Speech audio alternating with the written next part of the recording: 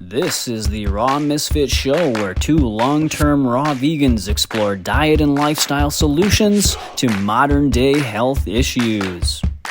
Today's topic, being raw vegan as a man. Hey, what's up guys? Welcome back to another episode of the Raw Misfits show. I am your host, Matt from myrawintuition.com. Hope you guys are all doing well out there. As you guys know, Jeanette will not be joining us today. She is actually on her way to New York right now to spread the message of the raw vegan lifestyle. And so she's going to be helping to run the Woodstock Fruit Festival going on right now. So, that's an event that I really recommend people check out if you haven't yet. Really great place to meet other like-minded people and, just get introduced to this lifestyle and meet people that are doing the same thing. So that's what she's doing. So today we have actually a very special guest. This is going to be a great show, you guys. We have Raw Natty Nate going to be joining us, taking Jeanette's place this week, stepping in, and we're going to be talking about how the raw vegan diet affects men. Right? So how, in our experience, what the effects of this diet have provided. There's a lot of, speculation out there. There's a lot of, things being said about how fruits and vegetables affect men. And if it, makes them soy boys or, whatever the stereotype is out there for vegan men. Nate and I are going to discuss that today, and we're going to dispel some of those myths, and we're going to share our experience of really how this lifestyle has completely transformed our lives, and really from a men's point of view, kind of some of those different aspects that have changed for us. So I'm going to bring Nate on here. I see he has requested, so let's get him in here.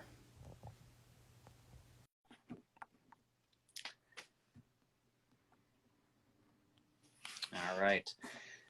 So there he is. What's up, Nate? What's up, brother? Hey. All right, man. Thanks for joining us. Thanks for stepping in and, being a presence for this lifestyle and always sharing the good vibes. Absolutely, man. Thanks for having me on. And let's all wish Jeanette safe travels on her way up there to upstate New York. And wish we were going ourselves, but we're going to be missing this year, darn it. Right. Is this the first year that you guys have missed? No, we missed last year, 2021, and of course 2020 was shut down, right? We did miss last year. We're going to miss this year. Our plan is to get back there this next year. That's the plan. It's always a really fun event for those who know, and then for those who don't know, Woodstock Fruit Festival. Just a great event. You don't have to be vegan. You don't have to be a raw foodie or a fruitarian to go to this event. It is absolutely just beautiful in so many ways. So many things happening there. And yeah, definitely check it out for the viewers who are tuning into this. And it's not too late because it's not happening until, well, when is it? It's, I think it starts maybe this next week. Not this week coming up, but the week after. Yeah, I think so. Yep. So yeah. It's not too late to get over there and check it out. I think you can, I don't know if you can go for just a day. I don't know if they do that, if you have to go for the full week, but it's a great experience and lots of amazing talks and just all kinds of amazing stuff happening there. So yeah, I really wish we were going. We're kind of bummed we're not going to be there this year. Yeah. Yeah. And you and Lissa actually got married there, correct? Yeah, man. Yeah. I proposed to her at the closing ceremonies in 2018. And then, we had to go through immigration and all that stuff because she immigrated from Canada to come to the States, to be with me here. And we're like, hey, what better place than Woodstock Fruit Festival to get married? Plus, of course, a wedding is pretty intense. There's a lot to plan and stuff. So it was just the most magical and easygoing wedding. It was a great experience. So 2019, we got married there 2019. And then of course, the following year, the turn of events, so we couldn't come back. But I know we're like, well, maybe we should wait till 2024. It'll be our 5-year anniversary. Yeah. Yeah, man. Yeah, I actually haven't made it out there once yet. You know, that's something that has always been on my bucket list. And, you know, maybe next year, if you guys go out there next year, maybe we'll all join you out there. I love it, man. Yeah, we had kind of thought about maybe, you know, like renting a motorhome or something. That way we could bring our cats with us. Nice. And, you know, maybe take off and, you know, try to leave for, you know, maybe make it like a 3-week trip or something. Because the event is about 8 days long, I believe, or 7 days, a full week. But yeah, that'd be way cool, man. Come swing by, pick you up, and wisp you away to the Woodstock Fruit Festival, man. Oh, man, that'd be a dream. Yeah. All right, man. Well, let's start talking about, you know, kind of, you know, I figured, you know, I've always respected, you know, your presence and your vibe that you put out, and likewise, very, you know, wholesome and just like a solid male presence in this community. And so I thought this would be a great topic for us to discuss, because, you know, you always hear about, you know, low testosterone and all these other things that like the carnivore crowd and other meat-based crowds like to throw at the vegan community. So I just figured we'd just talk about, you know, a few ways that this lifestyle has really impacted our lives, you know, kind of in that aspect of being men and things like that. It's a great topic, man. It's so true. Like you're saying, yeah, it's a good topic. It's one worth talking about. Yeah, definitely. So I'm in. This is going to be a good one, bro. All right. Thank you. Cool. I appreciate those kind words. And I likewise, I feel that you too, Matt, have such a great demeanor, delivery, and presence in this, you know, community and what you offer. So this is great, man. Anytime I get to connect with you, it's always a pleasure, man. So thanks for having me on. I appreciate it. Thank you. All right, so basically kind of how we usually do this is usually Jeanette and I will come up with like 4 or 5 points that we'll talk about and just kind of throw back at each other. And I don't know if you had a chance to, you know, come up with a list or anything, but I've got a few things that I can, you know, put out, and then we can just discuss it.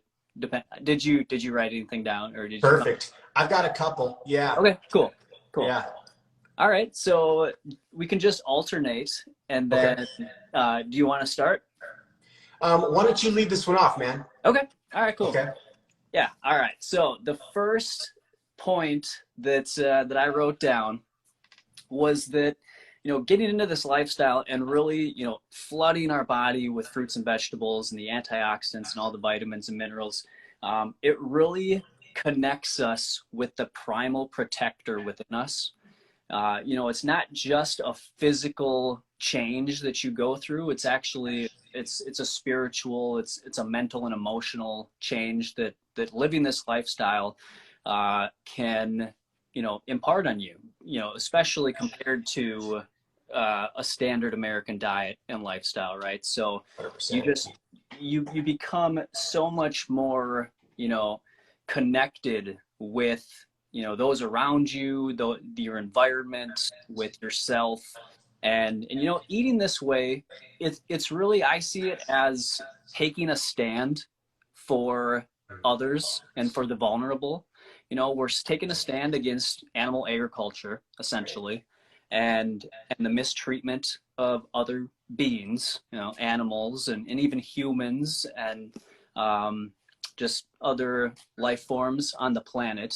And so that's really how I see, you know, this lifestyle and how it affects, you know, especially the men in taking that role as a protector of others and really also of ourselves, right? So we're taking in a food that benefits our long-term health, and that's going to really, you know, protect ourselves in the long term, but also give us a chance to continue to be protectors into the future, right? So true. Yeah. So that's my first you know, kind of bullet point on one of the benefits that we receive as men from eating this way. Yeah, so true, man. I mean, I resonate with everything you say there, you know, and it is tricky being a man and, you know, I mean, I would imagine, say, for millennia, in a way of, you know, kind of like who we're supposed to be and how we're supposed to be able to hold ourselves, what kind of feelings and emotions that we are comfortable releasing with, you know, not only ourselves, you know, but friends and loved ones, relatives, our partners, and that kind of thing. And yeah, going, like, it's interesting because why would someone want to eat just fruits and vegetables, right? Like, and not have any other, like, say, you know, cooked foods or heat processed foods, right? Or especially, you know, animal products. And I feel that it's interesting because it's really tricky in a way to let yourself go into that state where you are going to allow information in and study the nutrition and study what's happening to the animals and how that's affecting us as humans on our planet, our ecosystem. And then, of course, making the change to adopting this way of life, of eating predominantly fresh, whole, ripe fruits and vegetables. It makes, when you have the lenses on though, right? When you have that perspective, when you've opened your heart and you've taken in this information, it makes perfect sense. And, but still, even then, I feel like it can be really tricky, especially for men, to adopt this way of thinking and change their life, you know, for the better, definitely. But, you know, keep the information coming in, keep studying. That way they can, you know, we can inspire other men. It's tricky. It's definitely tricky, man. I feel that it's way easier. This world is set up in a way where it's way easier just to stay gluttonous and stay drunk and, you know, meat and potatoes, man, barbecued up and just having our drinks. It's easier that way. But like you said, when you do start to ingest these sorts of, you know, these things, these raw plant foods, like for me personally, I went through a lot of different emotions and I started to really look at my life in a different way. Like, who do I want to surround myself with? Why do I keep these individuals in my life?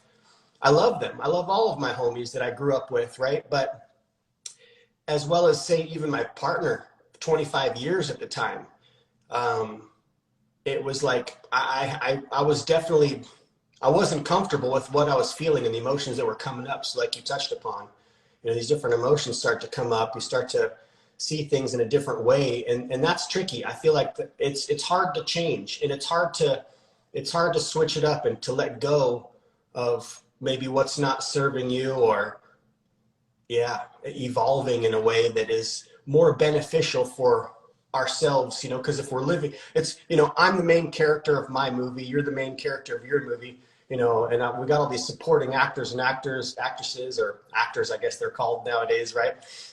It's interesting though, like how easy it is to stay doing what everybody else is doing and not jumping out and researching nutrition. When you research nutrition, let alone the animal agriculture, the vegan side of things, because that's another thing too, is like veganism has nothing to do with diet. Right. But diet plays a huge role in veganism. But when you look into the diet aspect, it just makes sense. It's the way that, in a way, it's the way that we were designed to be eating. And, you know, we went into survival state. We needed to, you know, kill the animals to sustain, or maybe we're eating some more dormant foods because we couldn't get stuff growing in the winter time. We're trying to survive. So it's an interesting one. Like, definitely, I feel I don't know if there's as many men in a way. There's more coming because of, you know, these kinds of conversations. There's more coming over to eating the way Mother Nature designed, but it is hard. It's tricky. Yeah. 100%. And like you said, the emotional part of it, where you start, you know, it is uncomfortable, and we're like you said, we're taught as men, you know, growing up that you know, you got to be you gotta be tough and you gotta be strong, and you do that by eating meat, you know, having a steak, gonna put some hair on your head, and, you know, things like that. So yeah, the overcoming some of those early programs that we've been, you know, given from culture and society. Yeah, it's definitely uncomfortable to start working through some of that stuff, and really tapping into, you know, the childlike, you know, just emotion and disposition towards animals and everything else. The childlike, that is such a huge thing, because I remember I went to Oregon. We lived in the Mojave Desert. We go to Oregon, and I had my aunt and uncle lived on the river. And so went fishing down there with my uncle and my grandpa and my dad, and I caught a fish, my very first fish. We put it in the bucket. I was sad because taking the hook out, he was kind of bleeding, right? So put him in the bucket, and I didn't even want to fish anymore. I put my pole down, and I was just like trying to like check the fish out. I was just amazed to see a fish like from the wild that close in this bucket. Yeah. And then it comes time, you know, the day is over, you know, it's in the afternoon or whatever. My grandpa's like, all right, let's go clean the fish. And I'm like, clean him? Like, he's already in a bucket of water. Like, what are we going to do? I'm thinking as a 7-year-old boy. Yeah. And then watching him gut the fish, I lost it, man. And I would have been vegan right then and there if I had more compassionate, understanding individuals around me telling me like, oh, these emotions you're feeling, this is, and, you know, they weren't educated in the way that, you know, say we're educated, and not to say that they don't have amazing, you know, gifts to, you know, endow on us back then, but I just lost it, man. I lost it. So it's interesting, that childlike, you know, but I had the talk. The rest of the evening was, you know, me in the wood shop with my uncle and my dad and my grandpa, and, you know, giving the talk, basically kind of like shutting me down, shutting the switch off. Don't feel. This is what men do. You got to, you know, provide for your own. But I mean, it was a little tiny trout, man. It's not going to feed us all, right? You know? But yeah, to be in tune with that, I feel like most children, it's seeing something be slaughtered in front of you is so traumatic. And it's not so, I mean, inherently, aside from wanting to make our relatives proud, you know, or our friends, you know, be, you know, if you're really young, you're trying to make them proud. If you don't have that, the majority of people's reaction, I would imagine, children especially, are going to be like, oh my gosh, this is horrible. What are we doing? You know, I was so mad that I killed that fish, man. But that whole talk, it was like, okay, I had to shut the receptors down. I had to shut them down. It was like, I'm a fisherman. I'm going to be a hunter. This is what I have to do, right? But we're not living in that kind of an environment where we have to do that. And then, of course, when we research, and you do the research and you are open, you know, not everything is everything is a conspiracy in a way, right? But it's interesting when we start to research, like, about our waters, what's in these fish. You know, why are we eating the fish? What do we think we're going to gain from eating a fish?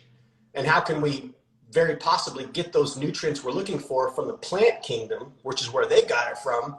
It starts to make no sense to go that way, because we're not living in this time where we have to survive by hunting and fishing. Now, of course, you know, there's indigenous cultures out there that it's not possible for them to sustain life without. But, you know, the westernized, domesticated worlds, we have access to anything and everything that we want year round. We can make the choice. Yep. But yeah, it's we got to get in tune with that inner child again. Right. Yeah, man, I have the exact same type of experience with fishing. I was a huge fisherman growing up. I could be out all day, every day fishing, but I too did not like the part where I would, like, sometimes, you know, the fish would swallow the hook, and it was, you know, there's really no way to even save it, because, you know, it was so deep in there. And those types of things, it got to the point where I just liked having my, you know, sitting out there with the fish or the pole in the water. You know, I remember hoping that a fish would not bite my line, because I didn't want to harm the fish. You know, I enjoyed, you know, the act of reeling them in, because it was, you know, it was exciting. But then once you understand that that can lead to, and does, always, I don't think anybody, if they really truly thought about it, having a hook pull you out of your environment from your mouth could, even if you don't or you don't see the fish with like blood or anything, that has to be emotionally traumatizing, Horrible. Yeah. So yeah, I was just like not wanting to harm the fish. So it was like this weird dichotomy or or paradox where I was just like, I love fishing, but I don't want to hurt the fish. And so eventually I just had to come to terms with, this is not something that I want to, support or, be part of. And of course, there's those aspects that we really loved, like going out there before the sun rose. I lived in Oregon on the Rogue River, and, seeing those ice crystals form on your line, the way the sun would hit those and looked like beads of oil, right? Like the fog off of the river in the morning when the sun starts to come up, the dew is like blinging. There's that golden hour in the morning. You're down there with some other buddies, you're drinking maybe a little coffee or something. You've got your boots on, you're standing in the water. There's so much that is really beautiful about the act of fishing. And then of course you're reading the water, where they are going to be resting through the rapids, or there's a little waterfall. You're like, cool, they're going to be resting right there. So I feel that it's a really good skill to have in a lot of ways, 100%. Yeah. But in the same breath, it's like, do we really need to do that though? I mean, of course, like you're saying, the adrenaline rush of reeling them in, it's a full adrenaline rush. You're bending your line down this way, right? But they don't want to come out, right? That's why it's this fight. But can we enjoy the river in a way that in the morning, aspects of just the day, the dawn, in a way that doesn't necessarily involve death? Right. Like, because there was so many other aspects that I loved about being out there. But exactly.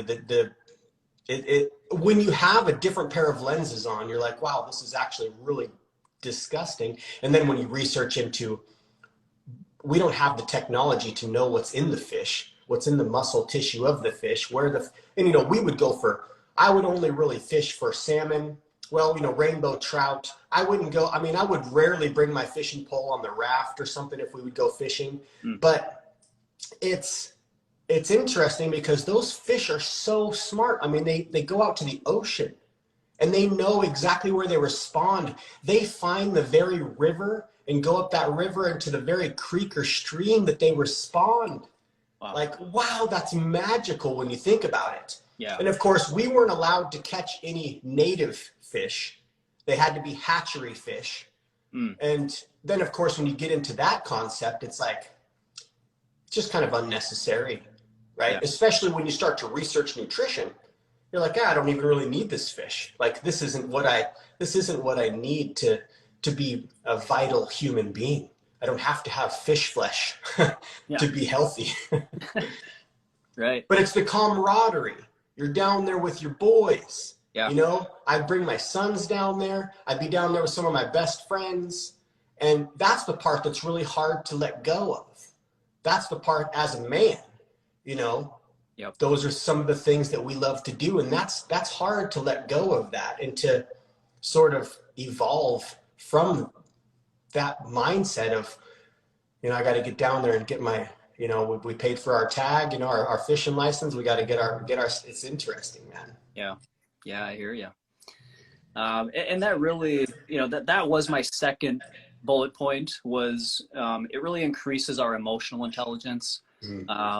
Where we can start to, connect and have compassion for, others and see it from their point of view rather than just, it gives me that great adrenaline rush or, I paid for my tag or, it's just what we do. It's how we bond as men.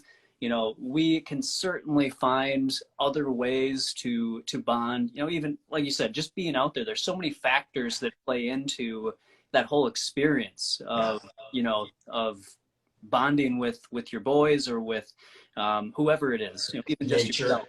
Yeah. Nature. Yeah. Yep. Right. So yeah, that's the other part that I think a lot of men in our society that eat a standard way of eating, they really lack that real emotional intelligence that allows them to, have compassion for people that are less vulnerable, or for animals, or people that are just different from them. It's a mindset that keeps us separate and at odds with other people. Yeah. Whereas this lifestyle, it really allows us to, again, have that compassion and that understanding for, all other people and animals. And it just allows us to be a better, community in my mind, and allows us to lead better for children and for, Totally. the people that are looking up to us. So 100%. Yeah. And it's something that is, we're influenced by our peers and by our family, by our grandfathers and fathers, and we want to make them proud, right? So it's something that it's changing, right? Because like, I don't have kids, my kids are grown, they're both vegan ethically, and they're 19 and 21, right? So I imagine their kids are going to be raised differently than I was raised because of the mindset that they have. yeah. Right? How they've changed. And of course it's going to trickle, but there's a lot of, there's a lot of meathead kind of mentality out there. And not to say that individuals who fish or hunt are bad people, it's, but yeah, being in touch with that emotional aspect and understanding that it's just unnecessary. It's what I feel that was really empowering was smoking the salmon, or having the cuts of, elk or, venison, knowing that I got it and having it stocked in the fridge, right? For survival purposes, or nourishing myself and nourishing my kids, my wife. But then you start to research nutrition, and it's like, we can actually still have these things, sort of preserved, different plants. You can dry them, you can freeze dry them, you can, freeze them, and you still have basically packages of food storage that's going to nourish you even better than flesh. So it's interesting, but yeah, definitely it's it's a huge community and world, the hunting and gaming and fishing world. It's massive, multi-trillion-dollar industry. Right. And of course it's perpetuated. A lot of I've got friends even still, they're like, Nate, I peek in, I love what you're doing, but I still got to eat my venison, man. I'm like, yo, bro, I was just saying hi. Like, why do we always have to talk about, why you have to eat your venison? I understand you're never going to stop hunting. Okay, I got you, but yeah, getting in touch with that emotional aspect is kind of tricky, because we're kind of like, in a lot of ways, in the past, I feel more so than now. Now it's definitely switching up in a lot of ways, but it's kind of, we're taught to like tune out that aspect, and it's more like the warrior, right? Providing for your family, making sure that you know how to go and feed yourself. But look at how many plants there are in the wild. We have lost that knowledge. Mushroom hunting is probably the closest thing I feel that we have to going out in the wild as men and searching for something that we can come back and nourish ourselves with. And it's still fun. We want to, as men, as dudes, as boys, we want to play in the woods. We want to be in nature. And we have a lot of remembering to do, because we have to study, we have to research, what are the wild plants that we could gather. Of course it's not as, we think, back in the day, they have depicted, the pictographs or the, petroglyphs on the rock of the hunt, right?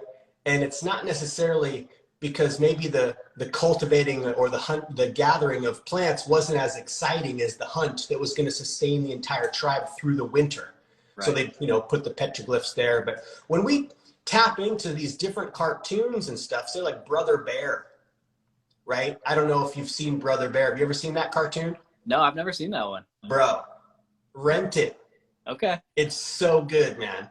It's stuff like that you're like, wow, you know, like it makes perfect sense. If we could see it from the animal's perspective, we're the scary ones.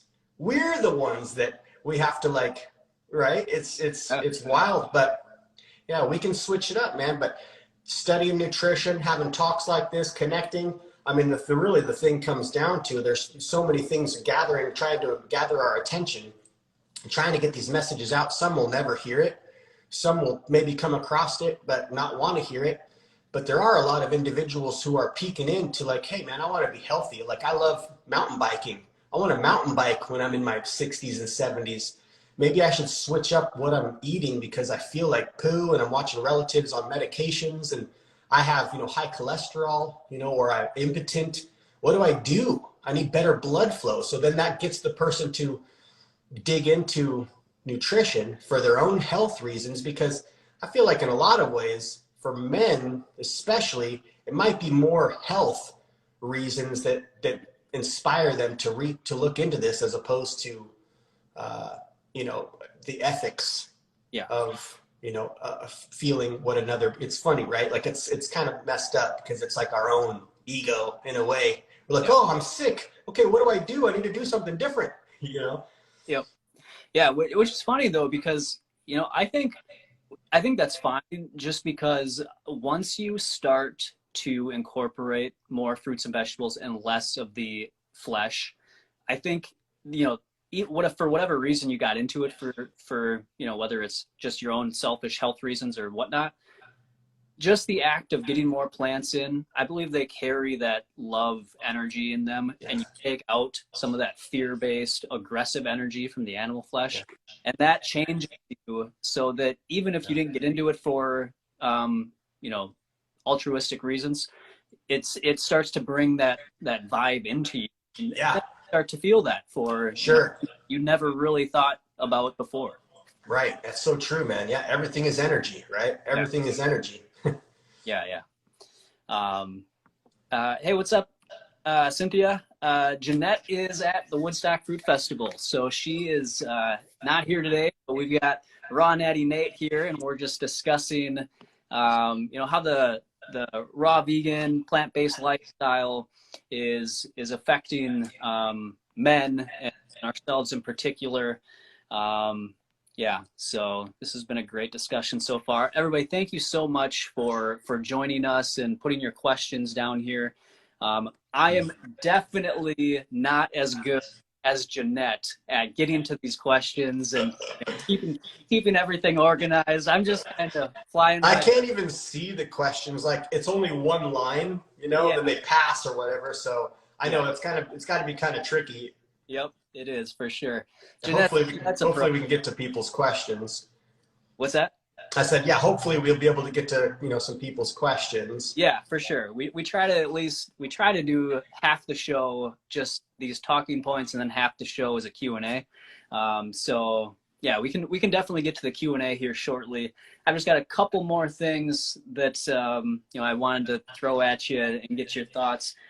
So I mean, one of just the most obvious ones to me has been, it really changes us from having body odor to body scent, is what I like to call it. Body scent. It's not really a body odor anymore. Right.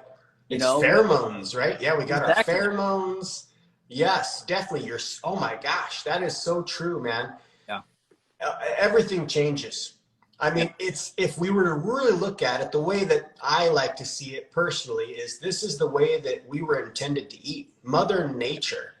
Like it's designed into the programming of creation to eat the plants. I mean, and it says in every form of religion too, right? Like, give you all the fruit bearing seed, trees with seeds and nuts, and however the saying goes, it's said a couple different ways, right? But we don't need to eat other living creatures to stay thriving. And actually, if we really look out there and see what's happening in the medical field, it's not serving us to eat, especially the levels that we're eating. And then of course, what we're eating, like for sure, venison, deer, is going to be better than beef that's grown, you know, in a CAFO, right? One of these, you know, but when we understand what these plants can do for us, when we study just a little bit, you study into nutrition, and that's something that we should all be studying no matter what through our life, is studying nutrition, how to feed ourselves so where we can have this vital life.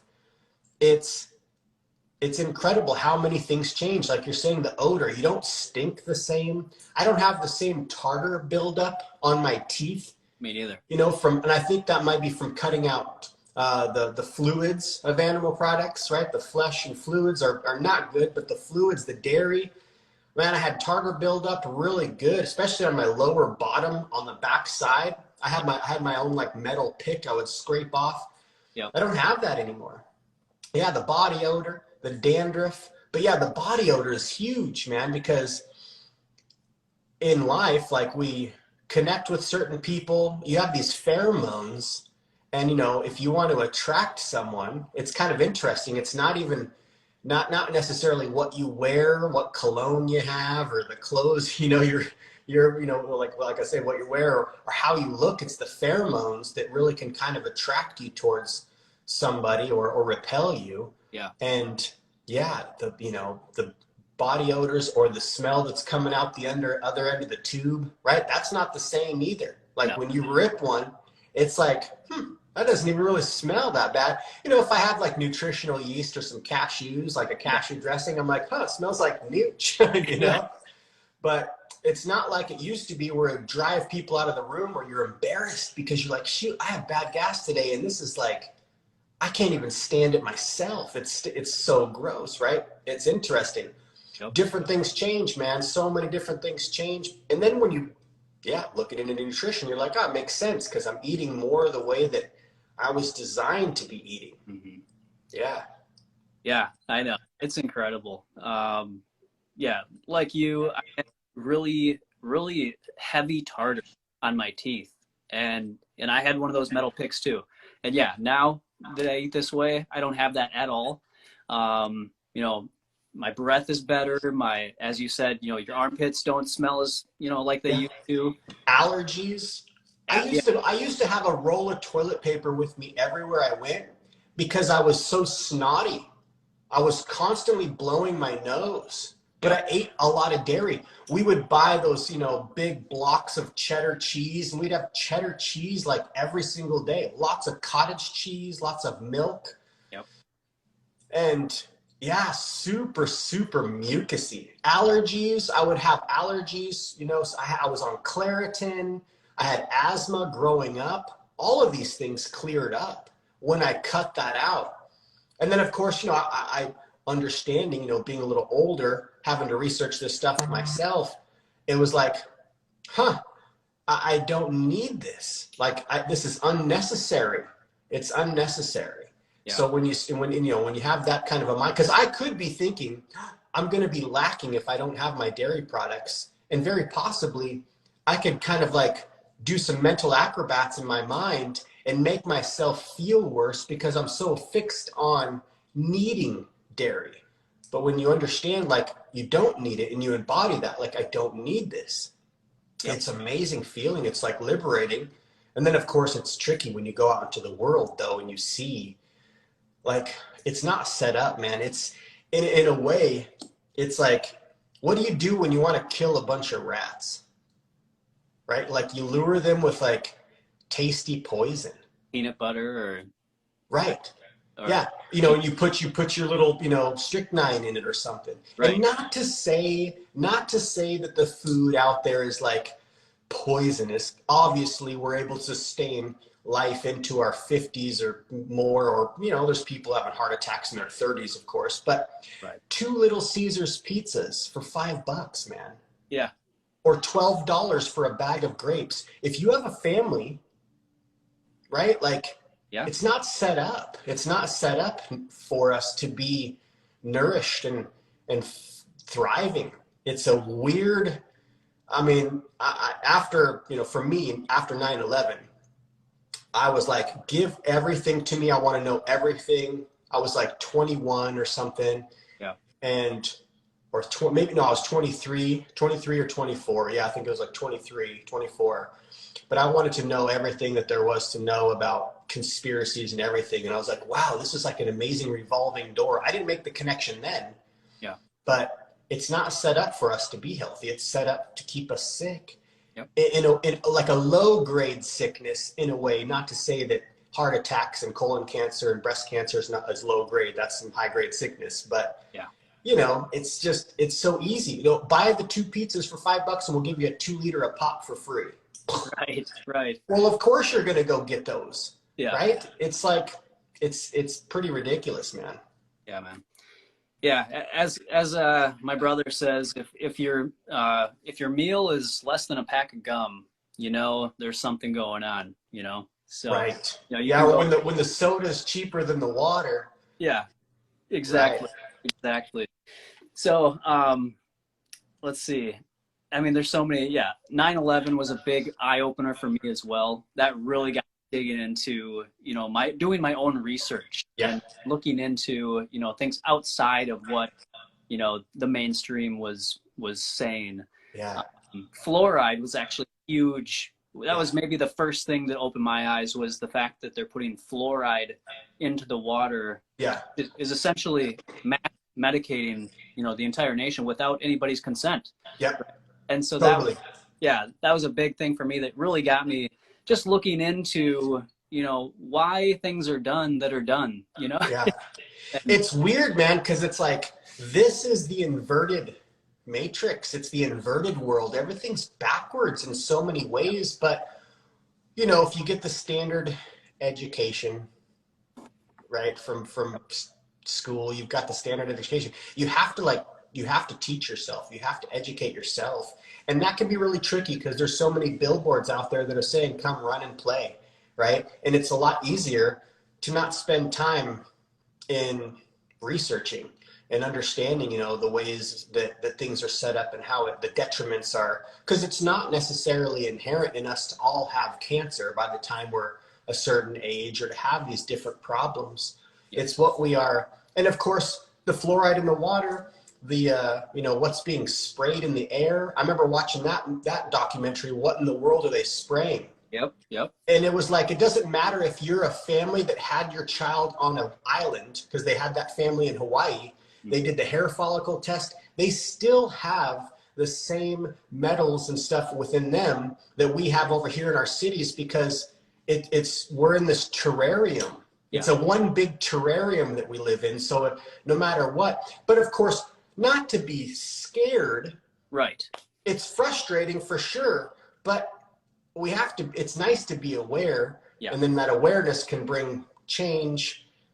And I mean, this right here, what we're connecting with and communicating through with all these beautiful people that are popping in, this is probably technology that, the world management team never wanted to get out, but look at us now, man, but of course there's a lot of distractions and there's a lot of things that keep us from the truth.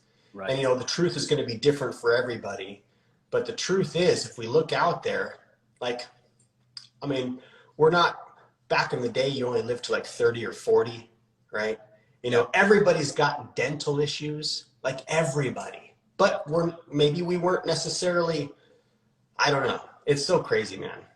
Life is so crazy, and any of these trails can be a real big distraction in a lot of ways. But you see, exactly. Why would they put stuff like that in there? Very possibly the story is, which we want to believe, that, they thought that it was going to be good for our dental health. This is going to be really good for our dental health.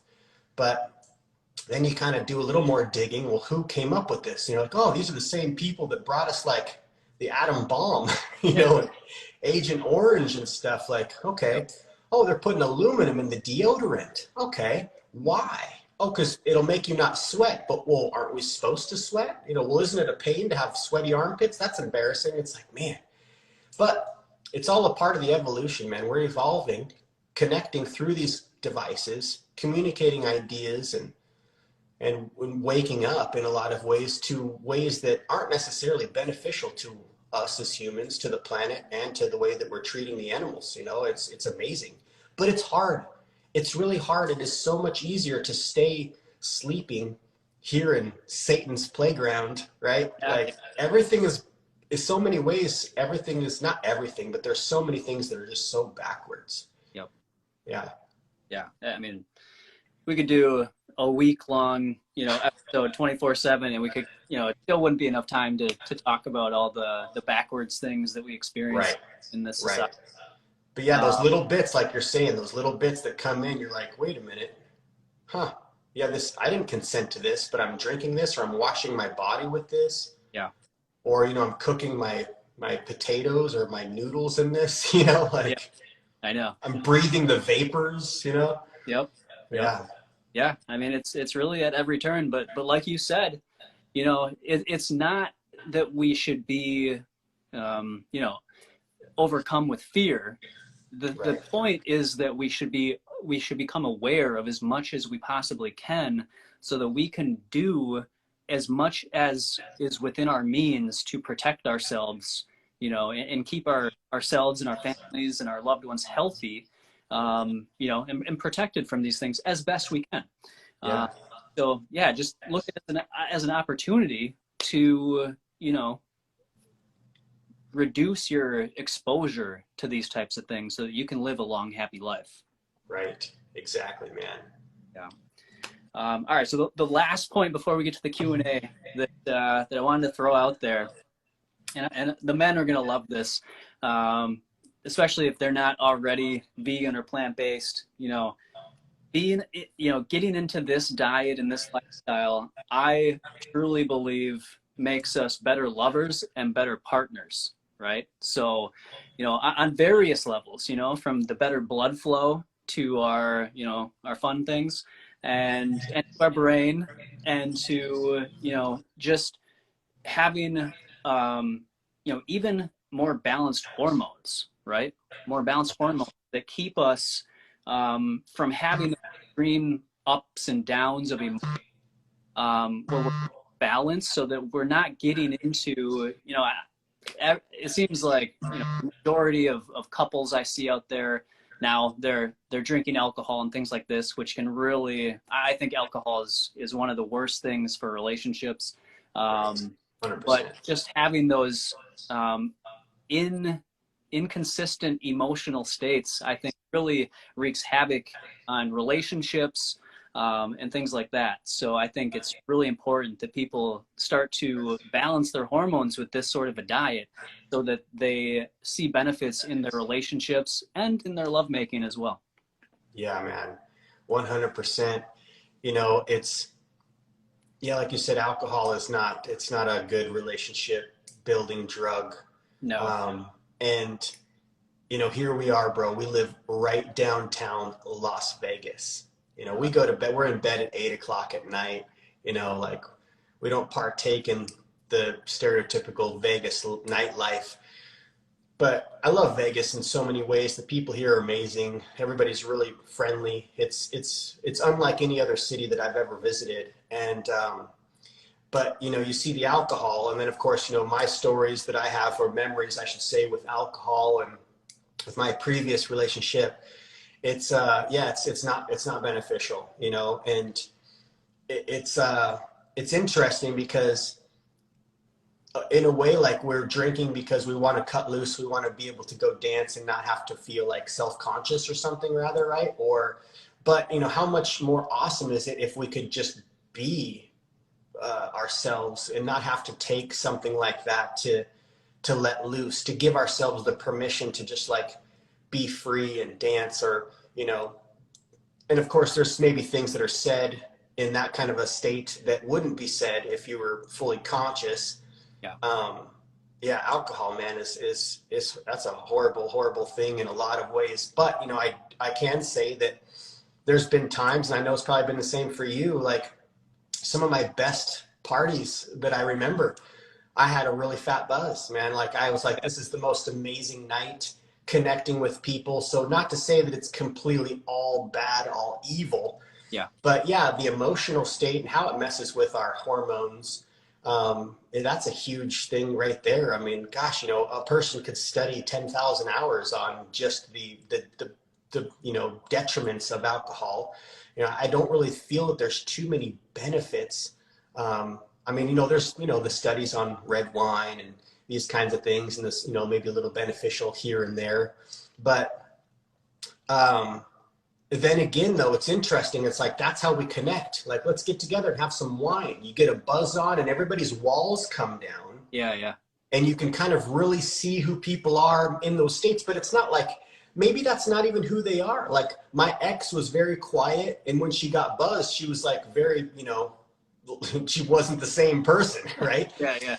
So it's like, is it fake in a way? Like it can be disguised as this real connection, this real thing. Well, the real connection is being, like you're saying, completely open. Your hormones are balanced. You can have a good communication. Of course, we need laughter. We need humor. And I feel like a lot of people take life so serious. Everything's so serious a lot of times. And that's another way to kind of like bring the walls down, is you can kind of laugh at each other. So, but it's sad that we need something like that substance to get to that level. And not to say that it's not, I never had a problem with drinking. I never was into drinking. I had friends that have problems with drinking. They drink every day.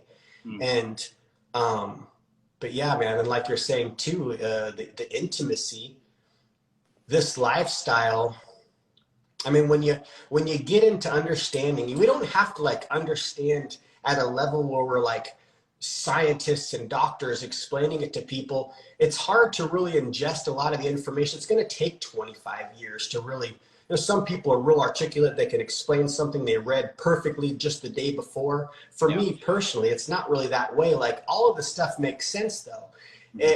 The blood flow, right? Like, what's happening to our arteries, our circulatory system, man, that's kind of one of the reasons that I went raw, was meeting this 86-year-old on a ski lift he didn't say he was a full raw vegan. He said he was a raw foodie, and he'd eaten he's like, I'm into living foods.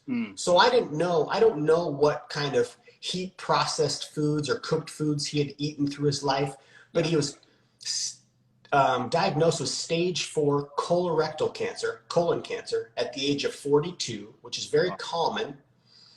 And then I've been a raw foodie ever since for 44 years. Now, a raw foodie can be someone who is just eating 70% of their calories from raw foods. You don't have to be 100%, 95%, 80%. Of course, that's going to be better than, but if you're eating 70% raw, you're a raw foodie. Yeah. So this guy reversed his stage 4 colorectal cancer. He was raw for 44 years. Like, I was on the lift with him for only about 12 minutes. So it's like, how much can you really talk about in that time? Yeah. I didn't get his number, didn't get his last name. Who knows if he was even real? Part of me is like, was this just my future self coming back to tell me to make this switch right now? Because I asked him, I was like, hey, as a dude, because I was working in the coronary care unit at the time. Yeah. I was like, how's the flagpole? And he's like, full mast. I'm like, oh, no way. All right, I'm doing this, because I know people who are my age and even younger who were having problems with their blood flow in the downstairs department. Right. And, when we think about our circulatory system, our aorta, the main artery going into our heart, is the size of like a big straw, like a McDonald's straw. McDonald's straws are bigger than the other straws, right? Yeah. But the one going to our member, females and males alike, is the size of one of those little black coffee stir stick straws. Wow. So which is going to be the one that gives us the telltale sign first? Right? Like, it's going to be like, I'm having problems down there. It's not working the same. So as a man, I was like, well, shoot, I want a full mast flagpole at the age of 86. Heck yeah.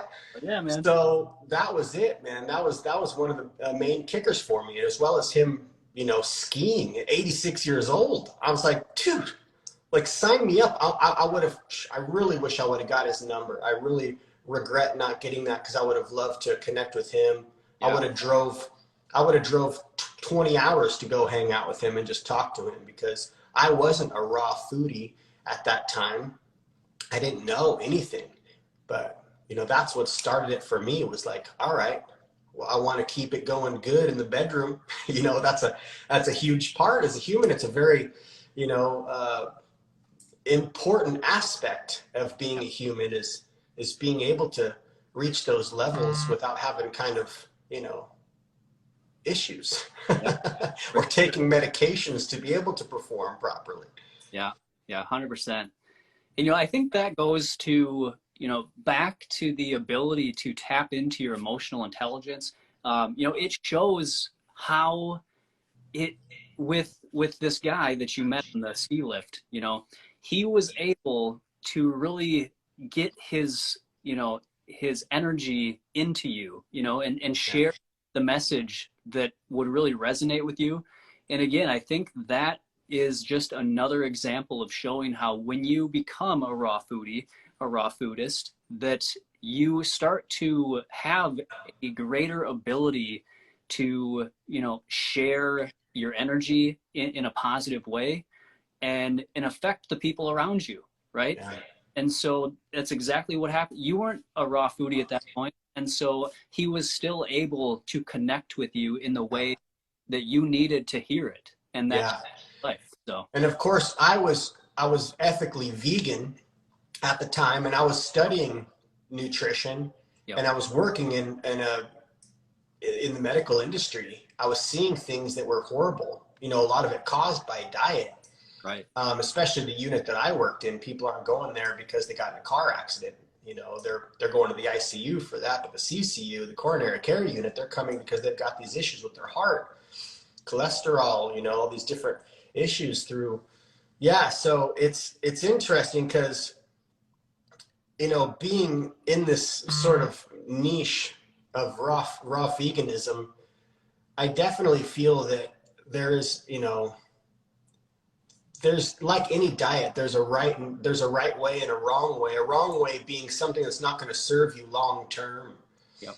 And that's the part that's kind of tricky, is seeing like, okay, we don't have to be, I don't necessarily, I have, different viewpoints on how an individual should come into being raw or eating lots of fruits and vegetables. I believe that someone should just start incorporating more of these foods into their day-to-day life, and eventually like crowd out the other stuff with these sorts of things. Because as we see the new sciences that are coming out with the gastroenterologists, in studying the poo and studying the microbiome, our microbiome changes within 5 minutes. So it depends, like every single bite is going to make this change.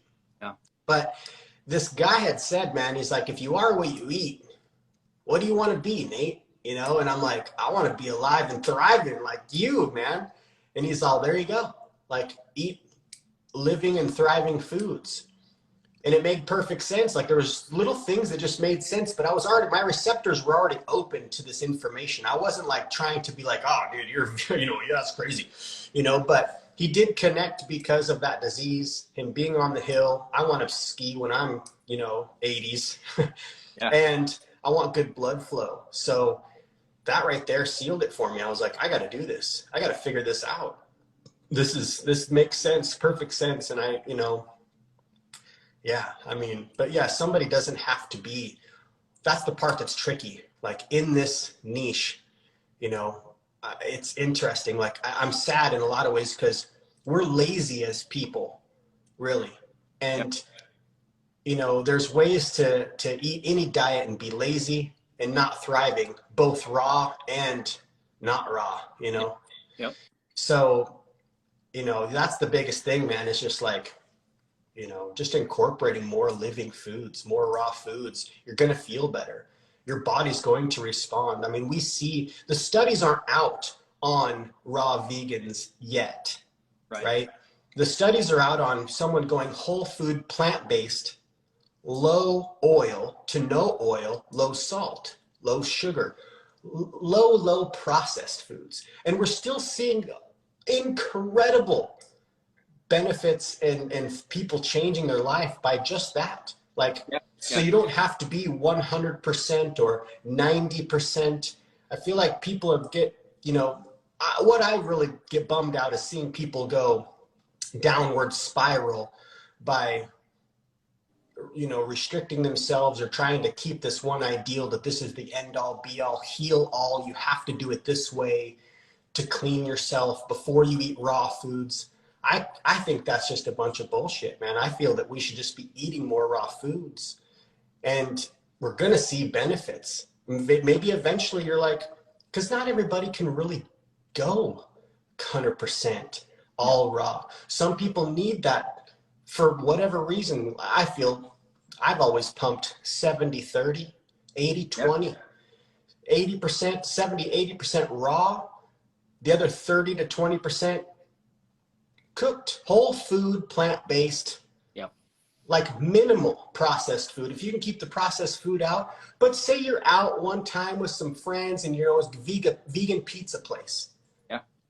Whatever, have a piece of vegan pizza. Don't trip on it. Don't be like, I fell off because I had a piece of vegan pizza. Now I'm going to just go eat fast food, or I'm going to Chipotle every day. Right. You know, like it's just, we're so like extreme in a lot of ways, and we're lazy. So that's the part that's tricky is, you know, I really kind of, I have a hard time, to be honest with you, Matt, with the, you know, the niche or the community that we're in a lot of ways. Yeah. But Lisa and I are, I mean, if you were to calculate the calories that we get, we would be fruitarian, because the majority of the calories that we're getting are from fruit. Right. We have big, massive salads, but a good portion of calories is because of the fruit that we have in the salad. You know, the tomatoes, the cucumber, which are fruits, as well as the date-based dressings, which are, you know, that's where we're getting our calories. So that's what I've always appreciated about you too, bro, is, you know, your approach to it. It's tricky because there's different approaches. And I hate to see people go backwards by basically messing up their gut microbiome. So to the point, you know, because we've seen, like, I've got a dozen people on my sheet, you know, of people who have wrecked themselves and had to go back to eating animal flesh and fluids because they've malnourished themselves to the point where, or they're going crazy, as we know what's happening back there in New York, that whole scene. Right. People go mental because they're not nourishing themselves, and that's just sad, man. That's just sad. You know, but yeah, I mean, whatever, you know, we get on some tangents, the emotional aspect, there we go. It's all this emotional, but to stay balanced, we just got to eat an abundance, a variety of plants. That's what we're seeing, you know, in these different indigenous cultures that we love to look upon. They're eating like 80 to 100 grams of fiber a day, you know, like very little animal flesh and fluid. So, and then, you know, when we look at our averages over here in the westernized worlds, like, we're getting like 5% of our RDA in fiber, you know, and fiber is so huge. That's the nutrient that feeds the microbiome. Like, we don't digest it. It's for our little dudes down there, right? Like, they need it. So yeah, but that's where it's fun to be able to communicate through these devices, share ideas. Like, I'm no expert. I'm a total amateur. I'm a student. I will be a student until the day I die, man. You know, like, it's we're actually in this course right now called Mastering Raw Food Nutrition with Doctors Rick and Karen Dina. And that's an amazing course. Yeah. And of course, you know, I'm really looking forward to embodying this kind of information to be able to connect with other people and try to inspire them with a few were answering their questions really simply, like John did for me, to where people have that aha moment and go, okay, this makes sense. I just need to eat more fruits and vegetables, plain and simple. Grandma was right. Eat your fruits and vegetables. Yeah, 100%. Yeah, man. I everything you said there, I just completely resonate with. I share that same frustration with, you know, kind of the overall, the majority of the messages that we hear coming out of the, you know, the raw vegan movement is, it's I don't see it as being, you know, it's maybe only practical for like 0.5% of people. Totally. And you got the other, you know, 99% of people that that just isn't a way that's going to work for them in a practical way. And so Right. it's, yeah, just focusing on crowding out the bad foods, you know, the harmful foods with fresh fruits and vegetables, working your way into it comfortably. You know, feel free to push yourself a little bit, but don't have perfection as your, you know, viewpoint. You always just want to be improving as much as you can, in a way that is sustainable and healthy, you know, for the long term. And that's, yeah, I think you're spot on with that. So yeah. Just crowding it out, man.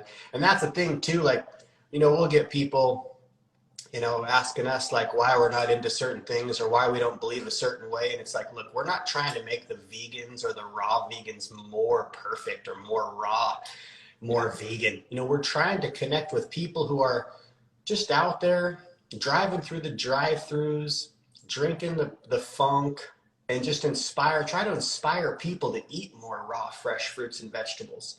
Like, you know, the people who are in this circle, this niche, this community, they're going to do their thing. And there's a lot of people we really resonate with, but there's a lot of people that cringe us out in a lot of ways. And it's hard to get on with them because it's dangerous in a way because of the fact of understanding you're not hitting your micronutrient needs. Yeah, it's not attainable for the majority of the population because we're not living in these tropical areas with, you know, fresh fruits growing all over the place. And even then, you know, when we talk about what are they spraying in the air, right? Like there's no perfection anywhere, but we can see though, with the studies, whole food, plant-based, like reversing coronary artery disease, reversing diabetes, reversing colorectal cancer, right? You know, like, yeah, it's amazing. You don't have to be extreme. The extreme, I think the majority of the population is definitely sick in a lot of ways, right? Yeah. Oh yeah. So I think that everybody could benefit from a break from all the crap, but even just eating like one day of raw, right? Or raw till 4. I love that whole raw till 4 concept. I feel that's really easy and attainable for people. Yep. Smoothies and fresh fruit for breakfasts, you know, or banana ice cream, you know, banana ice cream, smoothies, fruit, or big salads for lunch, fruit for snacks, and then have your cooked meal at night, right? Like that's going to be better than having animal products in every single meal and snack. Yeah. Right. So even then people are going to see massive benefits, even if they're eating their fish or their, you know, flesh, other, you know, beef, pork or whatever at night, they're still going to see they're going to feel better having done, you know, a morning or a day's worth of raw and having their cooked stuff at night with their family or their friends. Because I feel it's like we're pretty extreme, like we're all or nothing. Yeah. And it's like, it doesn't have to be that way. It doesn't have to be that way. We can see massive benefits. But of course, you know, you're like, I feel good. All right, I'm going all in, you know, like all in. I'm eating nothing but fruits and vegetables. And then it's fun because you're getting in tune with that creative kid side of yourself. You're like, I don't know what to make. Okay, I got to research like recipes, get in your book, 5-star salads, understanding how to make a good dressing.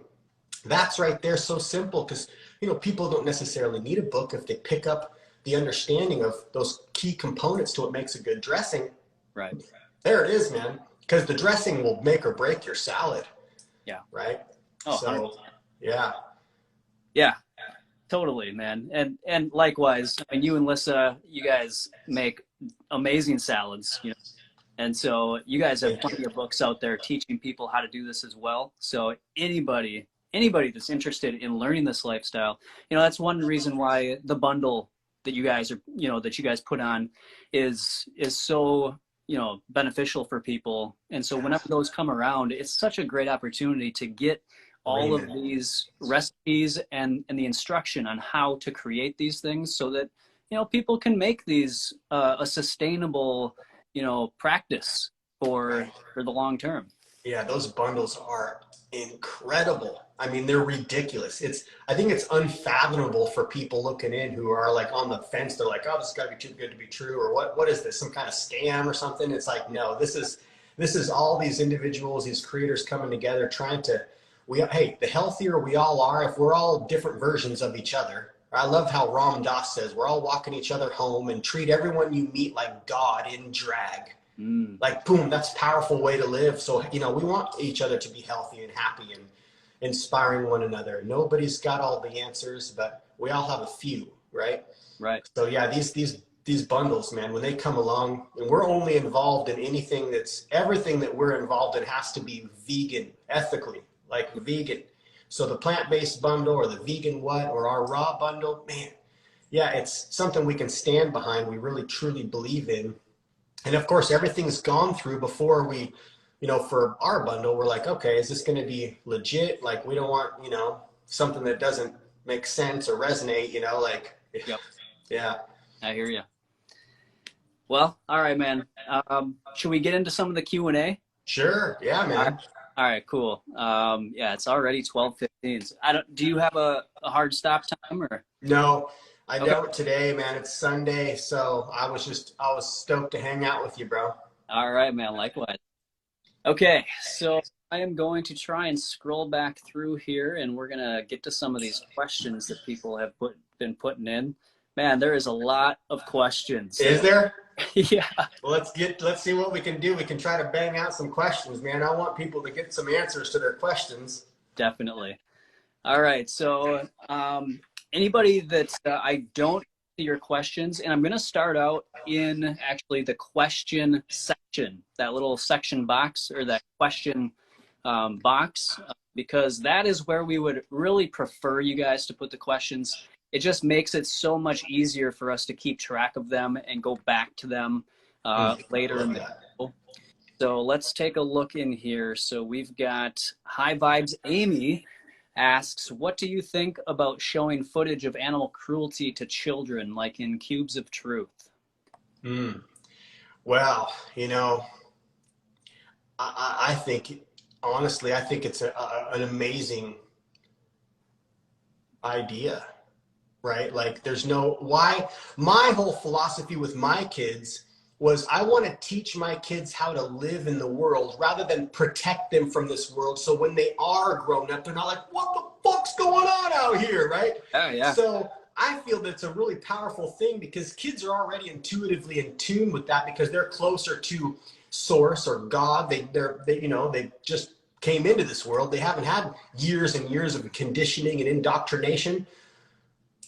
I think it's a beautiful thing because they're going to be very possibly the majority of them are going to see that is just like, if that's what's going on, they're not going to want a part of it. And Right.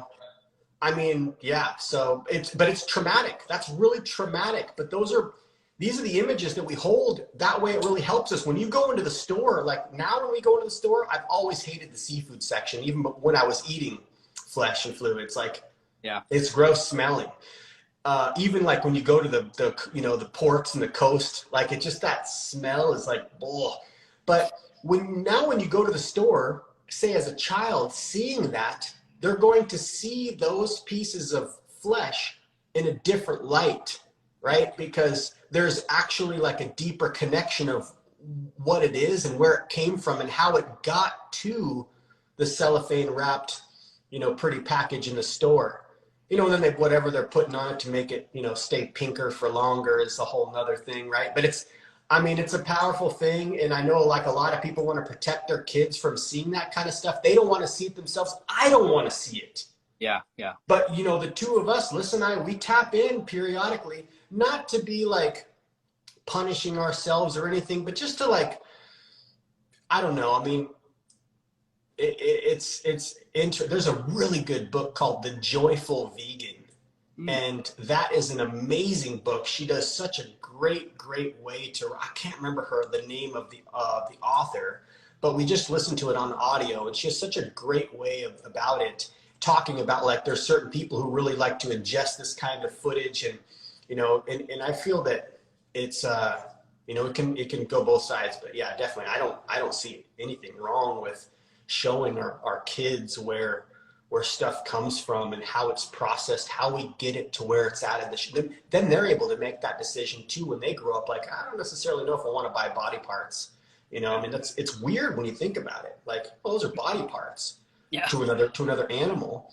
You know, I love Vegan Sheepdog. He had a great reel that he put out yesterday saying, like, what if pigs were our pets and we ate dogs? Yeah. Right. And when someone's going to eat a pig, people would be freaking out. It's so crazy, the speciesism or the disconnect that we have. So I feel like that's powerful, bringing that connection home. Yeah. Yeah. But of course it's traumatic, 100%. Like, it's traumatic. It's traumatic for, I don't care what age you are. No, man, I watched Earthlings when I was, I think, 25 years old. And at 25 years old, it was extremely traumatic to me. Yeah. Like, I was completely devastated. I mean, it really hit me pretty deep. It's nice how they do the different aspects too, like the fashion industry. Yeah. Because that's something, you don't really think of. You think of just the products you're eating, and you're like, oh my gosh, look at all the stuff that is, animal based, like leather. Dude, I love leather products. Yeah.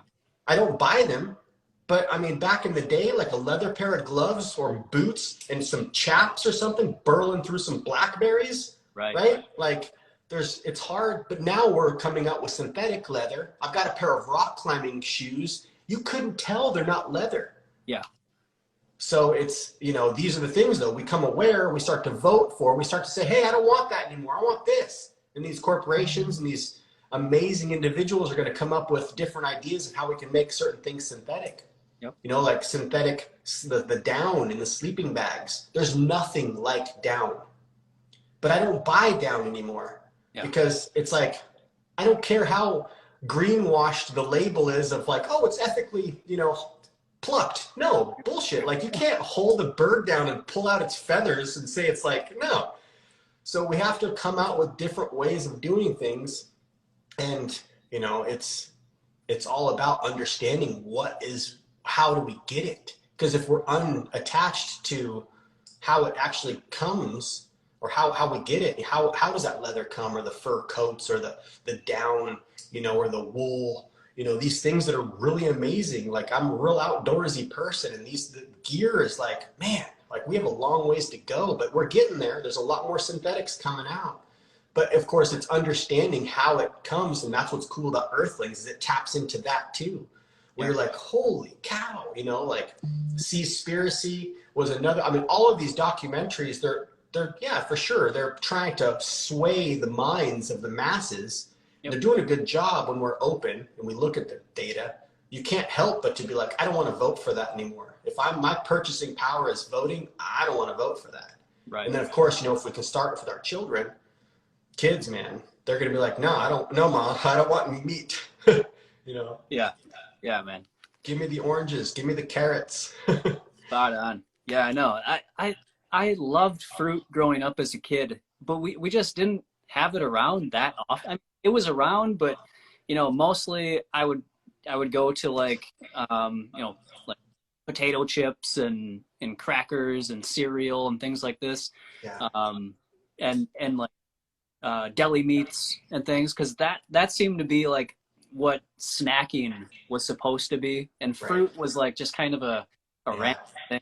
Sometimes you have it, Right. So yeah, I know, it's so crazy. And of course, fruit, like when you start to actually like, you got to eat fruit though. You can't just eat, one orange. Like, it's like a teaser, but if you eat like 4 oranges, like you're like, okay, I feel pretty good. Yeah. Or like yesterday we went shopping, and it was like, all right, we bought a thing of grapes at Costco, and we just, like, we weren't able to like wash them the best that we like to wash them. We gave them a rinse with our water, and then put them in a bowl and put them in the center of us in the truck, and we just munched on those grapes while we did the rest of our errands. Nice. Yeah, and it's, exactly. We just got to switch. It feels better. No, it's not the same as when you really, though, are present with the food, like a cracker. It's like just this doughy, and of course, if all the different additives of flavor, if there's flavors and there's salts and different, whatever natural flavors they put in there, it's not the greatest. Like, it's just this But it's interesting though, totally. We have to change, we have to recalibrate what we look at as what is food? What is a snack food? A snack food is, for us, snacks are fruit, 100%. Like we'll mono meal. The only time we'll ever mono meal is the snack. We never, well, I shouldn't say that. Breakfast, breakfast, sometimes lunches. Okay. But you know, those are the mono meals, like just eating a grip of one kind of fruit. Sure. Yeah, man. Yeah, and I completely agree with what you said, that you know, it might be a little traumatic, but it brings awareness for showing children you know, the reality of where these animal products are coming from. And just to make a selfish plug here, shameless plug, you know, I have a children's book here. Love it. That I really inspired from watching the movie Earthlings. And so if anybody has a child that they want to get it's a non-graphic way to introduce children to the reality of what happens to farm animals. So, you know, there's different approaches that you can take to exposing children to these realities. You know, you can get children's books like this one, or you can just show them documentaries like Earthling. And, you know, both are going to have a different effect. So it's really just, you know, going to be up to the parent to decide which, you know, way is going to be the most beneficial to the child in making it, you know, that connection with, I think both should be used, 100%. because, you know, I think what parents have to ask is, if I can't show my child where their food comes from, is that really the food? Is that really even food, for one? But is that what they should be consuming if it's something they can't even handle looking at how it's produced? So yeah, so you know. true, man. Yeah. And it's crazy too. I know that you know, there's different controversy about you know, the cartoons and stuff that are out there that we grew up with. But there's a vegan tone in a lot of ways in these movies, like Bambi, say, or The Fox and the Hound, right? These kinds of movies where you're like, it hurts, right? Like it strikes a chord within you. And so, yeah, kids, of course, I mean, it doesn't matter if you're in tune with your, you know, that side of yourself, you know, as a man. You know, I feel like any man who's in touch with that side of themselves is going to feel something when they're watching something like that. Yeah, Earthlings, or a cartoon like Bambi, or Brother Bear, man, it was so good. Or say, yeah, like your book there. Those are great just to make that connection, to see these animals in a different way. That's yeah. We do have a long ways to go, man. Like 100%. It's, you know, every time we drive by Chick-fil-A, like if there's like 20 cars, they have a double drive-through. People out there taking orders, you know, like we got a long ways to go, man. We do. I know. It's you know, if you really let yourself get, you know, really engulfed by everything that we're seeing, it can be overwhelming.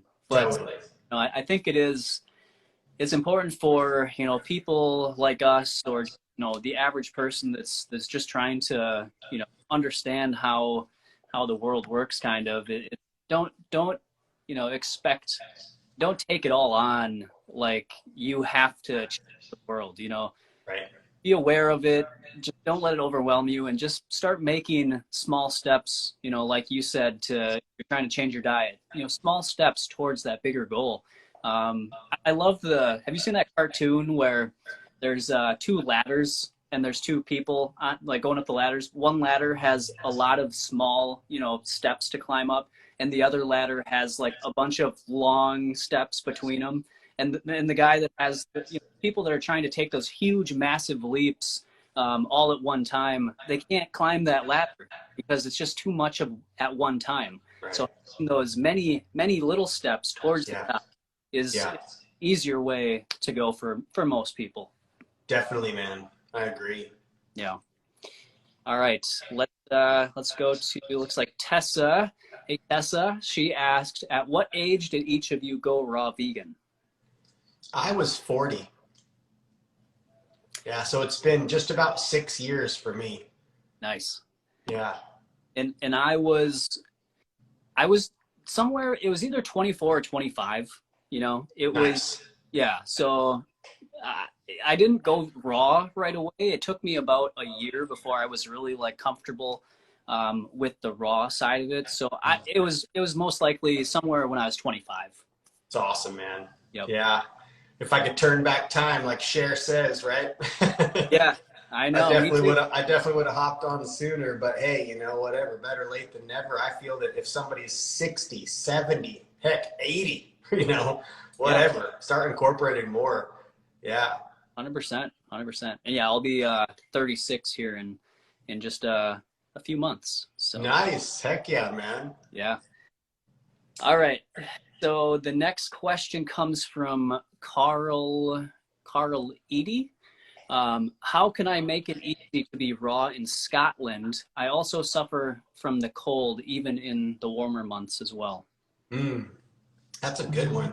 You know, well, my wife, Lissa, she, you know, lived in Canada when I met her, and she was raw up in Canada for a good 2 years, a little more than 2 years. So I know it can be done in the colder climates. It is tricky in a way for, you know, depending on what kind of food sources you have there. But, you know, there's tricks that you can do. There's a lot of things you can leave out on your counter, so it's not cold, like your bell peppers, your cucumbers, your tomatoes, you know, lettuce, of course, if you're going to eat it, you know, that day, you could take it out, you know, a few hours or so before lunchtime or dinner time, so it's not as cold. You know, I don't necessarily feel that there's anything wrong with like some warm tea or something like that. Like I just was actually hiking on the Colorado Trail. It was freezing cold, caught in a hailstorm, and one of the guys that I met on the trail had his little teapot, and he made some chamomile tea, and he kept everybody's tea full. And I really was like, this is amazing. Like I don't drink tea, but I was like, this is absolutely incredible. If you're cold, your hands are cold, you just come out from the cold, like some warm tea or something. But those would be some of my tricks, as well as, you know, adding other things that help your blood flow, like some, you know, different peppers, cayenne pepper, some of these hot peppers and stuff that you can add to your dressings or to your meals. That's going to help, you know, keep your temperature up. You know, depends on if you run cold or you run hot. You know, that would be some of my tricks. You know, what about you, bro? Yeah. Well, you know, like you said, you know, before when you were mentioning that, you know, there's people going on raw, or not raw, they're going on just the whole food plant-based diet, and they're getting amazing health results. You know, we can look at the blue zones, you know, they're some of the healthiest people, or they historically were, you know, they weren't 100% raw. So again, raw is amazing and it's terrific. But personally, if you're in Scotland, like, hey, I live in Minnesota, I'm not opposed during the winter months, especially like between seasons when it's like the oranges aren't really here yet. They're not really good quality, and all the summer fruits are kind of, you know, iffy now. I'm not opposed myself to having some steamed vegetables or some vegetable soup, you know, with my salad. Now, I always eat, if I'm going to eat cooked food, I always eat it with a salad, you know, a raw leafy green salad. If I don't digest it that well. So when I do eat it with a big raw salad, my digestion is still great. And so, you know, and in my book, you know, 21-Day Raw Transformation Program, that's why I give people 2 different paths to take. You can be 100% raw all the time if you want. I think that's amazing. But if you're living in a place like Scotland or Minnesota, now it can be done in Minnesota. Obviously, Lissa was doing it in Canada. It really it's going to depend. There's so many factors that go into, you know, how big the city is that you live in, what kind of grocery stores they've got. You know, people that live in Toronto, in Canada, have an amazing selection because they have this, it's like a hub, right? So they've got a bunch of really amazing selections for groceries or for fruits.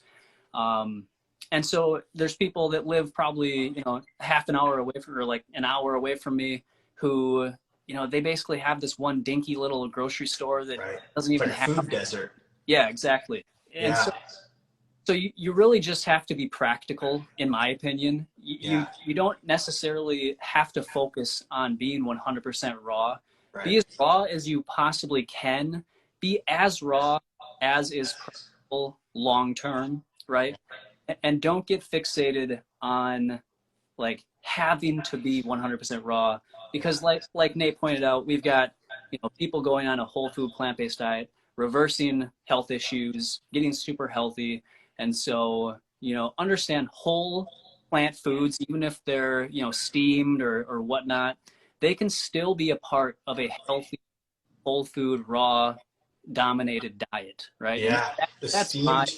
yeah. Yeah, that's such great advice too, man. Yeah, and the steamed or boiled, you Yep. know, yeah, when it's that time of year, when it's cold. Another cool thing I wanted to say too is like get into sprouting, get Yeah. into growing microgreens, these kinds of things. You can harvest microgreens in 10 days. You're getting some good nutrients there. Of course, there's not a lot of calories there, but it's a great way to add to, say, if you had boiled potato or some steamed broccoli, throw some fresh sprouts over top of that, and you're going to get some more micronutrients there. You know, throw some fresh microgreens. Of course, yeah, you know, you can put those kinds of things on anything. But yeah, it's a great thing too, man. Exactly like you're saying. If it's those months that are really cold, you know, that's the thing. It's like, it doesn't have to be all or nothing. It's just like, do the best you can, and you know what you're inspired to do. Yeah. And then of course, keep the variety up, right? Like lots of variety. It can be real easy to be eating the same thing. You know, we kind of like typically eat the same thing, no matter what diet we follow. We kind of fall back on these certain things. Yeah. But I know that's a great advice for sure for those colder climates. Thanks, bro. All right. So somebody, Miss 938 says, buying all not organic. Okay. So what if somebody can't buy any organic? Is that okay? Yeah. You know, I mean, this is a real controversial one within certain communities. Doesn't have to be just the raw community or vegan community. You know, and I mean, it's a shame to picture what is being sprayed on stuff, organic or not, because even organic farms are spraying stuff. I mean, when you're growing anything big time agriculturally, and you've got pests that are going to wipe out your crop, you're going to do what you can to save your crop. That's how you make your money. Right. And you know, maybe these people who are vegan crops, they're veganic soil, they're spraying the best that they can. That's not, you know, some kind of crazy pesticide, but it's still organic, but it still has stuff on there. I don't know, like personally, I feel like, I mean, some unorganic, conventionally grown produce is going to be better than the donuts, the pizza, the salad, or the fries, you know. You know, so when you're making your dishes, I don't know, clean 15, dirty dozen, those are great to go on as best as you can. But for me and Lissa personally, we don't trip out and freak ourselves out if we're eating something that is conventionally grown. I just don't feel that it's like we're all gonna die. You know, we're all going to have some kind of issues, most likely. This life isn't about just having a smooth sailing life, but I feel like we can kind of do more damage to ourselves in a lot of ways by just having this mindset of it has to be one way or nothing.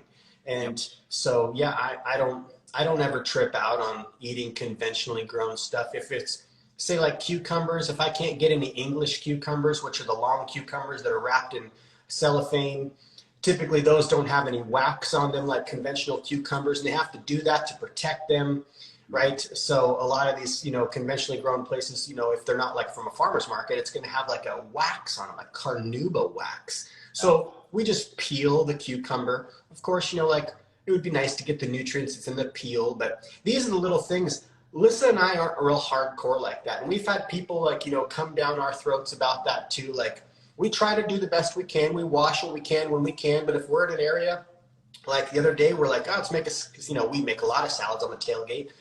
You know, we're not washing everything, but I'm not scared. So I don't know, like, that's a controversial one. You know, everybody's going to have their own thing. And of course, you know, I like to have everything clean and fresh. I would love to pick it out of my buddy's garden if I could. Yeah. But if you can't, it's not organic, still better than. We're still seeing these things, these vegetables and fruits that are unorganic, they respond and affect us in ways that are beneficial, better than eating the Little Caesars pizza or, you know, some whatever. Like, yeah, so I don't know. Listen, we don't trip out on having all organic, 100% organic, and it's expensive, man. Like, I mean, I don't know. Like, it's hard, you know, it's really tricky to have everything organic. And if you were to be in that mindset, then you're really cutting yourself down on what you can have.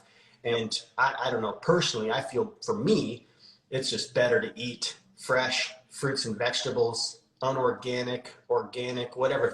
Sometimes there's deals on organic that's like, oh my gosh, we're buying, like, let's spend $50 on blueberries because they're $1 a pound, organic blueberries, you know, like, Yeah. But if there's not organic blueberries and we want some blueberries, then whatever, we're going to buy them, you know, unorganic blueberries. For sure. Yeah. Yeah, I'm the same way. I don't think anybody should, you know, if they can't get all organic. Now I'm fortunate, and I don't know if you guys have a natural grocers in Vegas, but Natty G's. Yeah, Natty yeah, G's, man. That's my store. That's where we get the majority of our produce. And thankfully, they're an all organic produce grocery store. So they only carry organic fresh produce. So we're fortunate in that sense. But if there's somebody, but you know, we go to Costco too, which thankfully also has a ton of organic. Yeah, they've got a great organic selection. Yeah. Yep. But that's not to say that I never eat inorganic or non-organic food, you know, like the watermelons. I pretty much only get non-organic watermelon because, you know, the organic ones, I find that the non-organic ones I can get seeded for one. I can't find very many unless I go at certain points of the year. There's some Amish organic seeded watermelons that I can find, and they're amazing. But that's only certain times of the year. Yeah, once a year. Yeah. Yeah. So usually I just get non-organic seeded watermelons if I can get them. This year has been actually really maybe the best year in the last like 5 years that I've had for watermelon. Nice. They've been incredible. But yeah, like for anybody that is wondering if eating non-organic produce is not going to be beneficial, you know, they're missing the point, right? So you want to get in those hydrating, fiber-rich, you know, antioxidant-rich vitamins and minerals any way you can. And yes, it is, like Nate said, it's unfortunate that we live in a world where, you know, you have to worry about what they're spraying on the food, and whether it's organic or not organic. Both systems are compromised, right? And they're not ideal for promoting the highest level of health. They're really set up to promote, you know, profits. And, you know, really it's that you could go off on a couple different paths with why it is how it is, but, you know, it seems to mostly be profit driven rather than health driven. But we just have to do the best we can. And that's what it comes down to. You have to do the best you can and get as many fruits and vegetables into your body as you can, whether it's organic or not. And again, it's not about being perfect. It's not about only being organic. You know, it's about doing the best you can, and that's all you can really do, right? Man. It's tricky too because Lissa's mom, she was like all organic. And of course, it was like organic meats she was eating too, right? The grass-fed stuff. There's a lot of the greenwashing, right? Like, especially in these stores, Natty G's, Whole Foods, Sprouts. You're like, oh, this is all like, you know, super good because the packaging's on recycled paper. It feels good, right? But even then, she developed a cancer. And she had a tumor like the size of a grapefruit. And she was hardcore, everything organic, like the healthiest that she could possibly be, that she thought, right? So it's tricky. It's like, it's just, it's really tricky. And I know there's some people who are really sensitive to certain, you know, things, certain additives in food, or maybe certain pesticides maybe really affect them. And, you know, if that's the situation, of course, you know, they're on their own journey trying to figure out what to stay away from. But for the majority of the people, especially what I see out here in Las Vegas, I think a conventional, you know, sprayed, cucumber or whatever is going to be better than what I'm seeing people eat on the, or what's out there available for people. It's going to be better. It's going to be better than, but yeah, I know that's a real tricky topic. And of course, I mean, I think all of us would love to just have the most amazing, rich, nutrient-rich soil. All these plants are like having like beautiful music played to them. The water is being blessed that they're watered with, right? I mean, of course, we all want that. But unfortunately, with the way that we're set up, like it's tricky. Even in communities, like we grew gardens, and it's like, man, if you have the worms coming in that are going to start eating your stuff, like, we're spraying some bacillus on there to, try to combat the worms eating our whole crop. So it's tricky. It'd be tricky to be in that position of growing massive crops, agriculturally. But I know definitely we have to be aware of the certain things. But yeah, I mean, I feel if the fear is the part that really can mess with us too, is being scared of something that isn't organic. For sure. Yeah. And somebody mentioned, a good way, if you're fortunate enough to have good local farmers markets, that's a great way to opt out of the mass industrialized system. You can just start supporting your local farmers if that's a viable option for you. So that's one way for some people that they could really, even if that farmer isn't growing organically, find out their practices. And if it's something that you're comfortable with, support them. And and it's cool because everybody can bring a little different something to the table, right? Like not everybody can grow all their own food. Like we're 21 floors up in a high-rise building. I don't have a yard or a garden. My garden is right here on these racks growing microgreens, but I could trade somebody some microgreens for, some beets or some carrots or some leafy greens. So we can all kind of like add to, but I know it's tricky, I mean, for someone to grow all their own stuff, for the idea, the concept, I love the concept of being completely off grid and self-sustainable, but I just don't think that that's really practical because we need the village, right? Like we need the tribe to to thrive and stay alive because everybody adds a little something different. Like I don't grow strawberries. Matt's the strawberry grower. I grow the grapes, right? And so then we can trade. And these kinds of things are amazing. Like more and more people, we can grow stuff. Everybody can grow stuff, but I don't think we could grow everything that we need. It's just, I mean, gosh, imagine you'd have to have definitely a crew. I mean, we had big crops, man. Crops, when you're growing lots of food, it's hard work and it's full-time gig and you need help. So yeah, it can be kind of tricky. I saw a comment pass by. Somebody said something about the lotions and the different perfumes and things. For sure, that's another aspect, and that's where women are hit really hard. Is all the different beauty products that they're putting on. If we don't know, you have to research. Like, are these vegan for one? These products, what's in them. I mean, we use products. I use a face wash. I don't have access to delicious papayas. I love Jeanette's book, right? Like the different beauty products that you can use that are from fruits, but it's interesting. That's a whole nother topic in itself too. And same thing. Like, we can only do the best we can. We're not going to live forever. We're already living twice as long as what we used to way back, supposedly. But of course, now we are seeing that people are, our youth are going to be living less, than because of the food choices that are out there for so cheap, right? Like and food's expensive. Healthy food is expensive, but I love that saying, pay the farmer now or pay big pharma later. Like it's one or the other, like we're going to be, but you can only do the best you can do. And, all organic or not, you can still get, different diseases in the body. So, no one gets out alive, man. No one's getting out alive. We're all going to die. That is true. And I will say one last thing about the organic and non-organic thing. One of the best things we can do, and I know Nate is, very educated on this, and that is enhancing your gut microbiome, because the healthier your gut microbiome is, those bacteria, some of those bacteria can actually, you know, metabolize and deactivate some of those pesticides. So by having a healthy, you know, layer of mucosa and a good bacterial composition, you can potentially lessen the amount of toxic chemicals that get actually absorbed into the body. And also, like Nate said, we can't all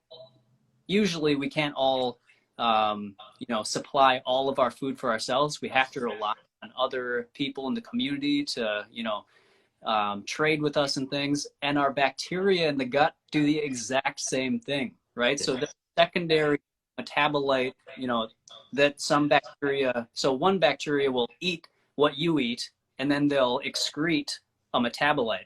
And then another bacteria lives off that metabolite. It's right, beautiful. and so on and so on. Oh my gosh. I'm so glad that you brought that up, man. I'm so glad that you said that too. That is so true. Yeah. The healthier our guts are, man. Yeah. The healthier that we are, 100%. Yeah. And it's amazing how that it works. Like you're saying, like there's the one that eats the, you know, eats the fiber, it's metabolite, it's got its excretion. There's another one that comes along, eats that excretion. So, you know, yeah, not to say that, of course, like, you know, when we start digging into what in the world is going on out there, there's definitely, it's hard to not envision that there is kind of an agenda to keep, you know, to keep us, you know, kind of oppressed and unhealthy. But yeah, man, definitely healthy microbiome. That's going to be, you know, that's what our biggest gig is too, is just like same with you, bro. Take your salad, take one of our salads. The majority of the population would be daunted by like how could you eat all that? You know, they would get, I know people who would get sick eating that much fiber. Right. So it's interesting, like building our guts, having iron guts, fermented foods. We're really big into fermented foods as well. We do our own fermenting. These kinds of things help that colony. You know, it's interesting, especially the studies that are coming out now. It's not a fringe thing. It's 100% like, it's just amazing what happens when you have a healthy gut microbiome. Yeah, and if people want to learn how to grow their own microgreens and make their own ferments, you have a course on that, correct? Yeah, I've got a course. It's also in my, I have a book called Dude Food, which is, you know, basically building a healthy gut microbiome, which also has how to make sauerkraut and kimchi in it. But yeah, my course, Sprouts, Krauts, and Microgreens, is, you know, it's a video course teaching you how to sprout different seeds and legumes and how to ferment different vegetables, and really just, you know, it's so simple. But yeah, how to add more of that kind of stuff into your day-to-day life. It's not like you're eating grips of fermented foods, but little bit each day. It's your healthy probiotics. And it's nice because you're putting in your own bacteria making this stuff, right? So that's a real powerful thing. And then, yeah, the microgreens. Microgreens, man, are incredible. And they're really fun to grow, fun for kids too, because, you know, kids' attention spans are a little short, right? Like kind of like a lot of us adults too, but you see how fast these things grow. It's exciting to watch, like within, you know, 7 days to 10 days, these things are ready to harvest, and they're amazing nutrients. Incredible. Yeah. So yeah, the course, Sprouts, Krauts, and Microgreens, we're running 40% off on all of our books and the courses. So you can get that, you know, come over to my page, links in the bio, the code's there, Raw Food 40, you know, and of course, yeah, we just, you know, our whole gig, like yourself, man, we're on a mission. We're trying to help you guys to incorporate more of these foods into your day-to-day. 100%. Build that microbiome. For sure. Yeah. I could not recommend Nate's course and his books and Lissa's as well, you know, more, because it's exactly what people need, like myself, trying to show people how to make this a healthy and sustainable. Sustainable is a key word there, you know, long term. So I think that's missed in a lot of the messages that we hear. So making it sustainable is so key. Definitely. All right, next question here. Now we probably only got time for maybe one or two more. We're already almost at 1 o'clock Central. Yeah. So Yeah, this has been great. Again, thanks Nate, for giving us your time and my pleasure, bro. Sharing your wisdom on a lot of these topics. My pleasure, man. Yeah, I was looking forward to hanging out and answering questions. It's always fun, right? Like, we want to help each other. So, yep. Yeah, I'm there. For sure. All right, let's see. How about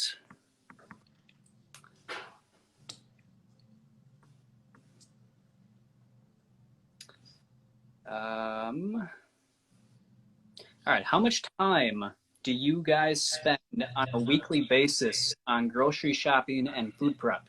Oh, that's a great question. Yeah. You know, it's I don't think it would be any different than the average eater who eats anything and everything, the omnivore. I think actually our time in the grocery store is I'd be willing to bet $100 on this. It's way faster because we know what we're going in for. We don't have to like peruse the aisles and buying the different kind of like prepped survival style foods, boxed and canned foods. We go to the produce section and the bulk section, maybe like the spice section, and we're out. So shopping is really quick. We do go to the store though, probably at least twice a week. We could do a major haul and of course like sustain like, a week or more, but there's certain things that maybe we're moving through a little quicker. So, and we've got stores everywhere. That's what's nice about Vegas. That's really one of the main reasons we moved here was all the different markets that we have access to. So yeah, I don't think it's much longer. Shopping is fast. Prep is definitely, it can be as intricate and as intense as you want it to be. If we're making like something fancy, like maybe one of Chris Kendall's pizzas, or if we're doing some like our ginger belief, we've got to condense a sauce in our dehydrator that has to dehydrate overnight. The actual hands-on prep time though, I would say is really comparable for some of our more like fresh gourmet meals as it would be a regular, say you're making spaghetti from scratch and you're making your own noodles even. Like, it would definitely be faster. In a lot of ways, it's a lot faster than having to, have all the burners going on the stove and, stuff's in the oven and these kinds of things. Like, there's a lot to kind of, keep going. But yeah, it can be as intense as you want. Our salads typically, it's kind of interesting because when my boys were here, they were making mac and cheese, and that it was a Daya mac and cheese. Nice, got the kitty, and it's just like a cheese packet that you squeeze in, so they didn't have to add any like milk or butter, say. And of course, if they would, it would be vegan because they're vegan, which I'm blessed that they are. It's just so nice that they have made that connection as well. But it was actually just as fast, if not faster, for us to make our salads and a dressing than it was for them to boil the noodles and put the cheese sauce on. Right. Just as fast, if not faster. So, and that was really like an eye opener too. It was like cool to have them here to see what, what they're cooking up or whatever. And I was like, wow, this is like, it's not a lot of time.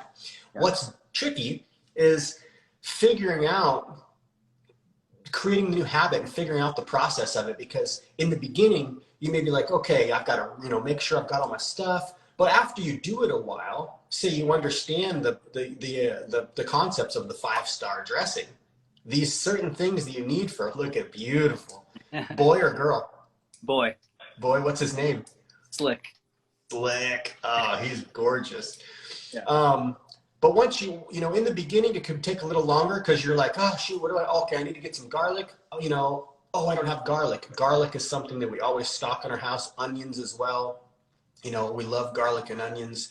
So if you have these things on hand, making something is so fast. You throw in some dates, you throw in some lemon juice, you throw in a clove of garlic, some seasonings, a little water, boom, you got this amazing dressing, fast. So when I became raw, working in the medical industry, I would make my salad at work. I'd bring my Vitamix in my duffel bag with me to work. And the people that would go to the food trucks, I was already eating my fresh salad when they got back with their paper sack from the food truck. So it was faster for me to make this delicious salad with like, you know, maybe like 8 different vegetables in the salad, fruits and vegetables, and a fresh dressing than it was for them to go stand in line and buy this, you know, meal that they got at the food truck. So yeah, I'd say it's just as fast, if not faster in a lot of ways. But like I said, of course, if you're going gourmet, you know, might take a little longer for some things, you know. Yeah, completely agree. I like to you know, use an example that I heard from Tony Robbins many years ago. You know, so he took like a group of people, he would have them write their name with their dominant hand that they usually write with. Great analogy. Yeah, and they would time it. So they would time how long it took them to write their name with their dominant hand. Then he would take those people and they would have to write their name with their non-dominant hand, but they would write every other letter. So they were writing half of the amount of letters, but it took them, you know, because it was their non-dominant hand, it took them like 3, 4, or 5 times longer than writing all of the letters of their name. So they would practice with their non-dominant hand, and the more they practiced with the non-dominant hand, the time that it took them to write that out shorter and shorter, and soon it was shorter than it takes to write their whole name, right? So beautiful. So, yeah, so it takes time. So even if you get into this lifestyle and you're thinking that it's taking you a long time to make things and figure out how to make it work, that will reduce over time. And like Nate said, once you get to a point where you're comfortable and this has just become a normal part of your lifestyle, you will find that it takes much shorter of a time to prepare your food, to wash up after you eat, you know, your dishes. We just rinse it off with water. Yeah, that's it. It takes like less than 5 minutes. Like no soap because there's no oil. Exactly. So now eating, that could be a little different. You know, a big salad does take a bit longer than eating a sandwich. Sure. Yeah. Yep. So it's all going to kind of balance itself out. So yeah, it will take, if you're eating a big salad, it'll probably take you, you know, I think it takes like 30 to 45 minutes, but you know, that's time that I value, you know, that I value putting into nourishing my body. Yeah. So, you know, like Nate said, if you're making like spaghetti or mac and cheese, or ordering food, or, you know, you got to wait for something to boil on the stove, all these things take a lot of time, right? And just chopping up and throwing some raw fruits and vegetables into a bowl, you know, it really doesn't take that much time. You just really... Yeah, like we do this marinade. We'll make a marinade, throw a bunch of vegetables in, you know, some broccoli, some mushrooms, some onions, some bell peppers, green onions, and we'll throw that in the dehydrator. The marinade maybe takes like at most 5 minutes. A lot of the stuff is frozen. We'll chop up and freeze, you know, these vegetables, because what happens when you freeze something is the water expands. So the water in the cell expands. When it thaws out, it's kind of limpy. So it gives it this kind of texture like it's been steamed or sauteed, so to speak, because we put in the marinade. 5 minutes at most there, toss it in the dehydrator, let it sit for like an hour and a half while we're doing something. Even 20 minutes, it's still going to be good, but like around an hour and a half at like 110. And then we spiralize some cucumbers, or we'll chop up some lettuce. We have this delicious meal that looks like it would have taken at least 30 minutes to make, and we've made it in less than 10. So yeah, but of course, eating it, you know, we're chewing because the digestion starts in our mouth, right? You want to chew your food properly, and a lot of times we're so in so much of a hurry, we're not even really present with our food, chewing it properly. We're just wolfing it down, you know. But yeah, man, I know it's so fast. Like breakfast, you know, chop open a melon, there it is, done. Yeah. You know, like you're not having to like toast bread and whatever, you know. Yep, 100%. Yeah, man. All right. Well, I think so. We are past. You know, we went 2 hours here, and I am so grateful, Nate, that you took all that time to spend with us. And everybody out there that we didn't get to your questions, I'm going to do my best to. I didn't write them down today, but what I'm going to ask you guys to do, if we didn't get to your question, please DM me the question, and we'll get to it in a future show, or and feel free. Do you mind if people DM you with questions as well? With any questions that they had for you? Yeah, man, definitely. Yeah, anybody who's tuning in, you could cruise over to my page as well. Yeah, DM me. We're all about trying to help people, answer those questions. Definitely. So yeah, this has been great, bro. I was looking forward to hanging out. It's been a minute since we've connected. Yeah. And thank you to all the people who tuned in and engaged with us here with all the questions. It's always nice when there's a lot of engagement, a lot of questions coming in, and anything that we can do to try to share our wisdom. Of course, like I said, none of us have all the answers. We're all students. We're all learning. Yeah. There's some questions that's like, that's a really good question. Let's do some research. I don't really know the best way to answer those kinds of questions. But luckily we were able to answer, a few questions today for sure. Yeah. And look at us, man. I mean, of course, I talk a lot. I know I could probably answer these a little quicker, or tell a story a little quicker. That's the same way. Yeah. So awesome, bro. Well, thank you so much for having me on, my man. Enjoy the rest of the day back there, and tell your sweetie we say hello. Will do, my friends. Say hello to Lissa, and definitely look forward to meeting up again here, and hopefully one of these days we'll make it down to Vegas, or if you find your way to Woodstock next year. Stop man. Yes, definitely. If you're ever in Vegas now, is Lissa's coming on with you this next Sunday, isn't she? I think Lissa is in 2 Sundays from now. Okay, so, gotcha. Yeah. Next Sunday will be Olivia Herzog. Oh, nice. Yeah, we're going to talk about how the raw food diet affects us emotionally. Very good. And dealing with some of the emotional aspects. And then Lissa, in 2 weeks from now, we're going to have a show about how to make the raw vegan lifestyle fun and exciting. So, beautiful. She's an good topics, man. These are great shows. It's so awesome you've got these going on, a consistent Sunday show. So good. So good, brother. Well, thanks so much, my man. And we'll see you on the gram. All right. Sounds good, man. Have a great day. Thanks again. You too, bro. Peace. Love you guys. Love you too.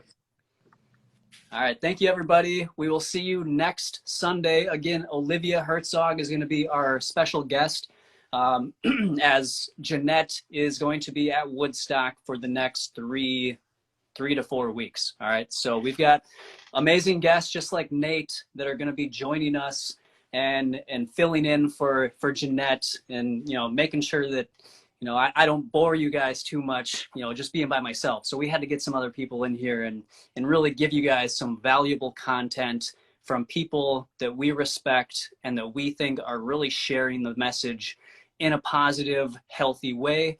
And so I really hope you guys enjoyed this episode with Nate, and we will see you next week, same time, with Olivia Herzog, talking about how to deal with the emotional aspects of, life on a raw vegan diet. So again, thank you, everybody. Jonas, thank you. I really appreciate your comments. Again, I'm not as good as Jeanette is, responding to comments during the show. I don't want to, when 2 people are talking at the same time, it mutes us out. So I didn't want to do that. But Jonas and everybody else that has been commenting and just, supporting the show, thank you so much. I really appreciate it. And again, we will see you next week, 12 o'clock Eastern time. And thank you again for watching. All right. See ya. Thank you for watching the Raw Misfits Show. Tune in next week for another exciting episode.